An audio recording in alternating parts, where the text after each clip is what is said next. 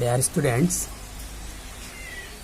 আজ আমরা অনুশীলনী 7.2 এর কোয়েশ্চেন নাম্বার 1, 2, 4 and 5 এই ক্লাসে করব। তো প্রথমে অনুশীলনী 7.2 স্টার্ট করার আগে দেখে নেব যে অনুশীলনী 7.2 এর অঙ্কগুলো করার জন্য কী নিয়মের দরকার। তো তোমরা বইয়ের মধ্যে পেয়ে যাবে পেজ নাম্বার 199 নতুন বইয়ের, যে যদি কোনো দুটো বিন্দু দ্বারা সৃষ্টি রেখাখণ্ডকে কোনো একটি বিন্দু অন্তর্বিভক্ত করে m1 m2 অনুপাতে, তাহলে এই অন্তর্বিভক্ত করা বিন্দুটির স্থানাঙ্ক হয় ওইটা, যেটা আমি এখানে খাতার মধ্যে অলরেডি লিখে নিয়েছি। যে যদি ax1y1 এবং bx2y2 বিন্দু দুটি সংযোগী রেখাকে pxy বিন্দুটি অর্থাৎ ab দ্বারা সৃষ্টি রেখাটারে যদি কোনো বিন্দু p এ m1:m2 অনুপাতে অন্তর্বিভক্ত করে, তবে ওই p বিন্দুটির স্থানাঙ্ক হবে m1x2 plus m2x1 divided by m1 plus m2, m1y2 plus m2y1 divided by m1 plus m2।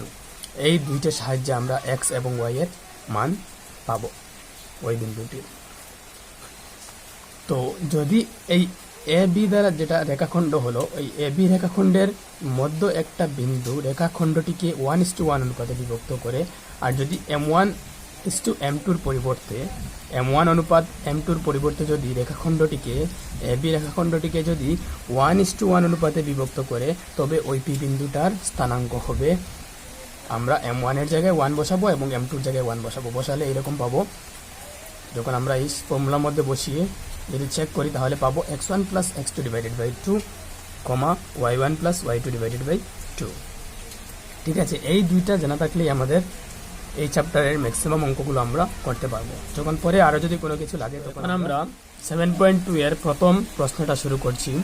প্রথম প্রশ্নটি আছে যে -1,7 এবং 4,-3 বিন্দু সংযোগী রেখাখণ্ডকে 2:3 অনুপাতে ভাগ করা বিন্দুর স্থানাঙ্কটা নির্ণয় করো। তো আমরা এখান থেকে ইজিলি বুঝতে পারছি যে এখানে এটা x1, এটা y1, এটা x2, এটা y2, আর এটা হলো m1, আর এটা হলো আমাদের m2। তাহলে আমরা কি করব, ওই বিন্দুটির স্থানাঙ্ক নির্ণয় করব। তো আমরা প্রথম কোশ্চেনটা যদি শুরু করি, তো এখানের মধ্যে x1 y1 কত, x2 কত, y2 কত, এগুলো আমরা লিখতে পারি সুবিধার জন্য। তো তোমরা লিখতে পারো যে প্রথম বিন্দু থেকে প্রথম বিন্দু যেটা দেওয়া আছে ওটা থেকে হবে x1 y1, পরেরটি থেকে x2 y2, আর অনুপাতটা হবে m1 m2। তো অতএব বিন্দু দুটিকে শর্টকাট লিখে নিতে পারো যে বিন্দু দুটিকে 2:3 অনুপাতে বিভক্ত করা বিন্দুর স্থানাঙ্কটা হবে ওই যেটা ফর্মুলা আমরা পেয়েছি, ওই ফর্মুলাটা প্রথমে একবার লিখতে পারো সুবিধার জন্য। আর যদি তোমরা বুঝে নেও তাহলে ফর্মুলাটা না লিখে ডিরেক্ট এই লাইন থেকেও স্টার্ট করতে পারবে। তো আমরা লিখে নিলাম m1x2 plus m2x1 divided by m1 plus m2, m1y2 plus m2y1 divided by m1 plus m2। তারপরে আমরা এখান থেকে উপর থেকে সব ভ্যালুগুলো বসিয়ে নেব তার নিজস্ব জায়গায়, যে m1 কত, x2 কত, সেম একইভাবে। তো 2 × 4 প্লাস m2 হলো 3 ইন্টু x1 কত -1 divided by m1 plus m2 অর্থাৎ 2 প্লাস 3। আর এখানে সেম m1 হলো 2 আর y2 কত, y2টা -3 প্লাস m2 3 আর y1 7 ডিভাইডেড বাই 2 প্লাস 3। তো 2 × 4 8, 3 × -1 -3, 2 × -3 -6, আর 3 × 7 21। তারপরে আমরা কি করতে পারি, লিখতে পারি যে এখানে যখন 8 থেকে 3 চলে যাবে তখন থাকবে 5, আর 2 আর 3 মিলে হবে 5। একইভাবে এখানে -6 আর 21 মিলে হবে 15, আর 2 আর 3 5। তো আমরা কাটাকাটি করলে পাবো এখানে 1 আর এখানে পাবো 3, অর্থাৎ আমাদের নির্ণয় বিন্দুটির স্থানাঙ্ক হবে 1,3। তো নেক্সট আমরা কোয়েশ্চেন নাম্বার 2টা স্টার্ট করছি। তো কোয়েশ্চেন 2তে কি আছে যে 4,1 এবং -2,-3 বিন্দু সংযোগী রেখাখণ্ডকে সমত্রিখণ্ডিত অর্থাৎ সমান 3 ভাগে বিভক্ত করা বিন্দু দুইটার স্থানাঙ্ক নির্ণয় করো। তো আমরা একটা রাফ ডায়াগ্রাম প্রথমে আঁকতে পারি। যে এ এবং বি যে দুটো বিন্দু দেওয়া আছে, এই দুটো বিন্দুকে অন্য দুটো বিন্দু বিভক্ত করছে সমান তিনটা ভাগে, একটা ভাগ, দুইটা ভাগ, তিনটা ভাগ। তো সমান তিনটা ভাগ, যেহেতু সমান তিনটা ভাগের মানে এখানে যা হবে এখানেও সেম ভাগ, এখানেও সেম ভাগ, তো 1 1 1 আমরা ভাবতে পারি যে তিনটা ভাগ এক এক এক ভাগ করে আমরা ভাবলে সমান ভাগ আছে। ঠিক আছে, তো আমরা প্রথমে সেম আগের মতো এখান থেকে লিখতে পারি যে এখানে x1টা কত, y1টা কত, ওগুলো লিখতে পারি। তো x1 এখানের মধ্যে 4, y1টা -1, x2 হবে -2 এবং y2 হবে -3। ঠিক আছে, আর এখানের মধ্যে আমরা p এবং q দুটো বিন্দু মধ্যবিন্দু নিয়েছি, যে দুটো বিন্দু এই a এবং b কে সমান তিনটা ভাগ করছে। তো আমরা লিখতে পারি প্রথমে p এর স্থানাঙ্ক নির্ণয় করার জন্য যে p বিন্দুর জন্য m1 কত হবে, অর্থাৎ প্রথম ভাগটা হচ্ছে 1 এবং পরের ভাগটা হচ্ছে ওইটুক। প্রথম ভাগটা হচ্ছে অতটুক আর পরের ভাগটা হচ্ছে অতটুক। তো এখানে হচ্ছে 1 অনুপাত আর এখানে 1 1 মিলে 2 অনুপাত, তো 1:2। তো p বিন্দুর জন্য m1 হবে 1 এবং m2 হবে 2।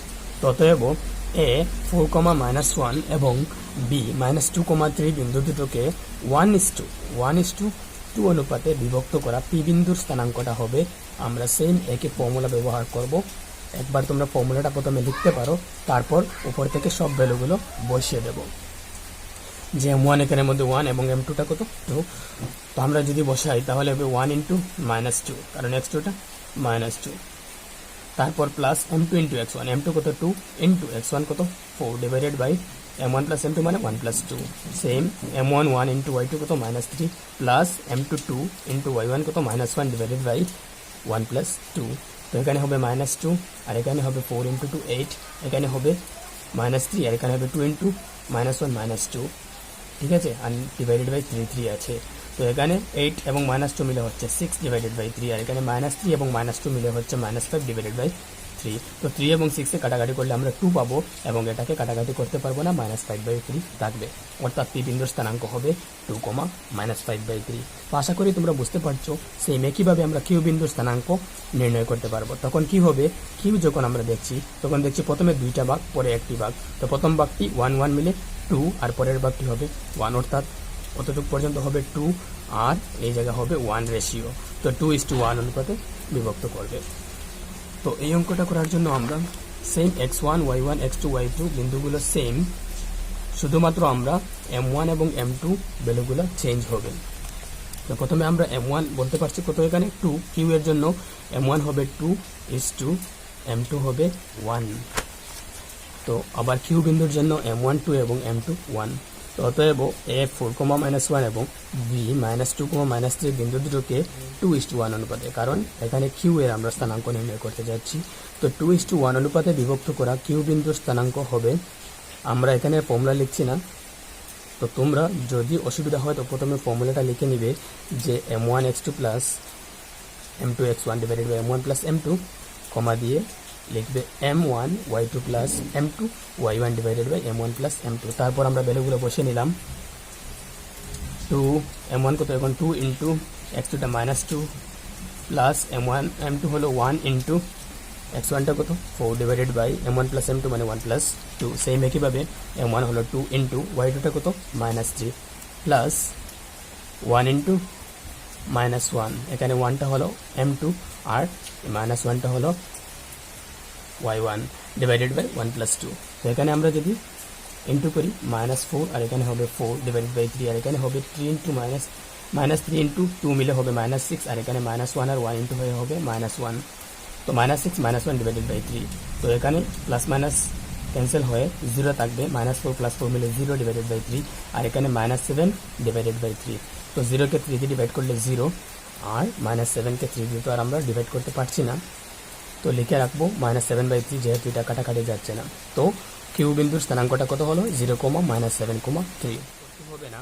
যেহেতু এই কোয়েশ্চেনটা অনেক বড়, এইরকম কোয়েশ্চেন এক্সামে থাকবেই না, তো আমরা সেই জন্য কোয়েশ্চেন নাম্বার 4টা স্টার্ট করছি। 4টা কি আছে, -3, 10 এবং 6, -8 বিন্দু দুটো সংযোগী রেখাখণ্ড -1, 6 বিন্দু দ্বারা কি অনুপাতে বিভক্ত হবে। তো আমাদের এখানে অনুপাতটা নির্ণয় করতে হবে। তো আশা করি আমরা বুঝতে পারছি যে প্রথমে লিখে নিব অনুপাতটি কোনো কিছু, যা আমি লিখতে পারি অনুপাতটি m1:m2, ধরি অনুপাতটি m1:m2।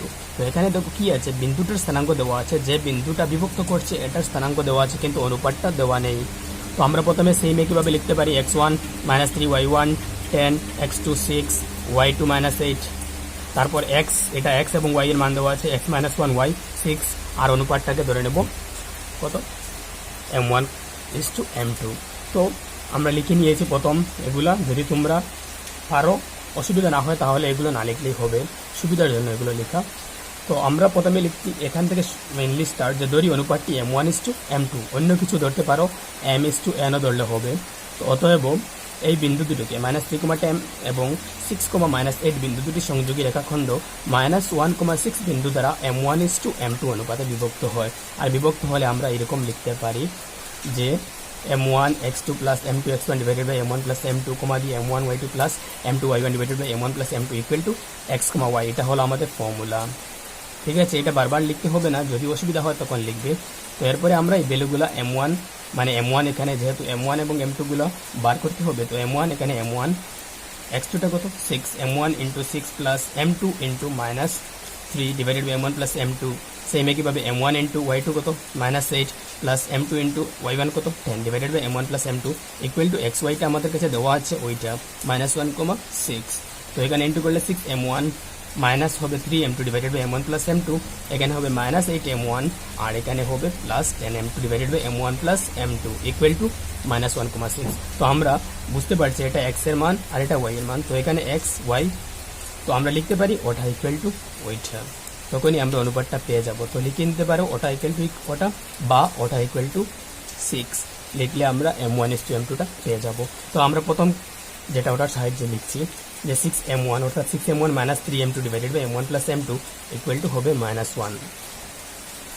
তো তারপর কি হয়, আমরা এখানে ক্রস মাল্টিপ্লিকেশন করলে 6m1 -3m2 ইকুয়াল টু হবে -3টাকে ইন্টু করলে দুটোটা মাইনাস হয়ে যাবে, -m1 -m2।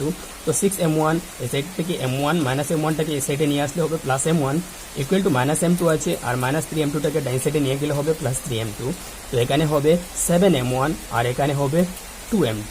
তো আমরা m1 এর নিচে m2কে নিয়ে আসলাম এবং 2 এর নিচে 7কে নিয়ে গেলাম। তো হলো m1/m2 ইকুয়াল টু 2/7, অর্থাৎ m1:m2 ইকুয়াল টু 2:7। তো লিখতে পারি অতএব নির্ণয় অনুপাতটি 2:7। তো এই অঙ্কটা তোমরা m1 m2 ছাড়া বা m:n ছাড়া k:1 দিয়েও করতে পারবে। তো নোট দিয়ে তোমরা দেখতে পারো যে m1:m2 অনুপাতকে m1/m2 লেখা যায় /1, m1/m2 1 লেখা যায়, বা m1/m2 যেটা এটার পরিবর্তে আমরা k লিখতে পারি /1, k:1।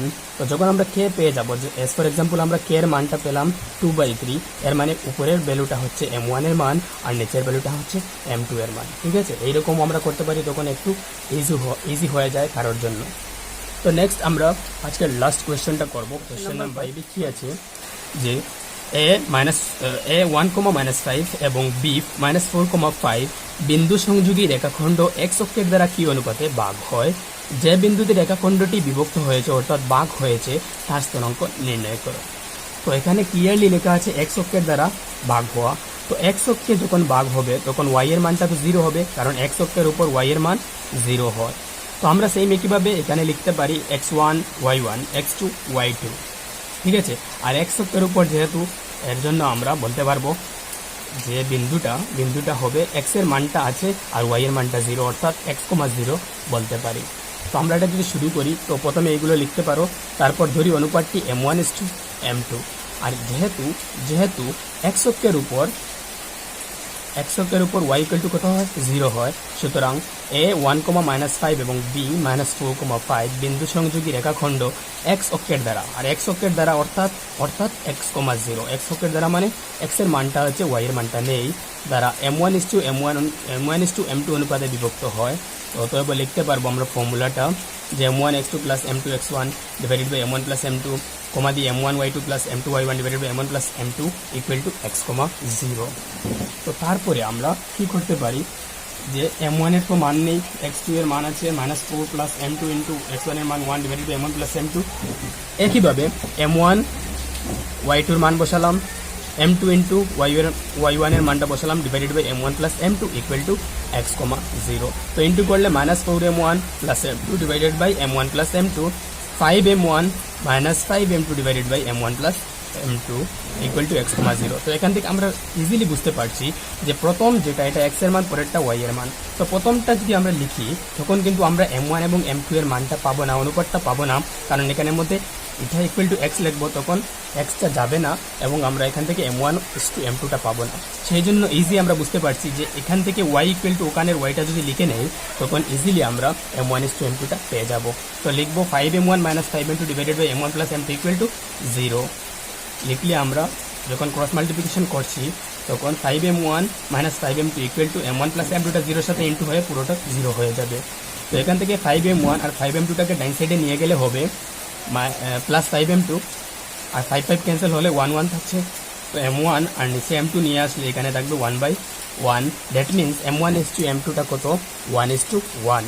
আর আমাদের আরও বলেছে যে এই বিন্দু যেটাকে m1:m2টা ভাগ করছে এই বিন্দুটার স্থানাঙ্ক। তো বিন্দুটার স্থানাঙ্ক আমরা আগেই লিখে রেখেছি x, 0।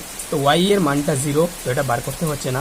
তো x প্রথম বিন্দুটা আমাদের বার করার জন্য বলা হয়েছে। তো প্রথম বিন্দুটা আমরা ওই জায়গা থেকে পেয়ে যাব, আর পরেরটা তো 0 আছেই, ঠিক আছে। তো আমরা লিখবো অতএব বিন্দুটির স্থানাঙ্ক কী ছিল এখানে? -4m1 plus m2 divided by m1 plus m2, 0। তো -4 ইন্টু m1টা কত? 1 plus m2, 1 divided by m1 plus m2 অর্থাৎ 1 প্লাস 1, 0। তো এখানে -4 into 1 -4 plus 1 divided by 1 plus 1 মিলে হয় 2, দিয়ে লিখলাম 0। -4 আর প্লাস 1 মিলে হয় -3 ডিভাইডেড বাই 2, 0। তো অতএব বিন্দুটার স্থানাঙ্ক কত পেলাম? -3/2, 0। তো আজকেই এতটুকু পর্যন্ত। নেক্সট ক্লাসে আমরা 7.2টা কমপ্লিট করব। ধন্যবাদ পুরো ক্লাসটি দেখার জন্য।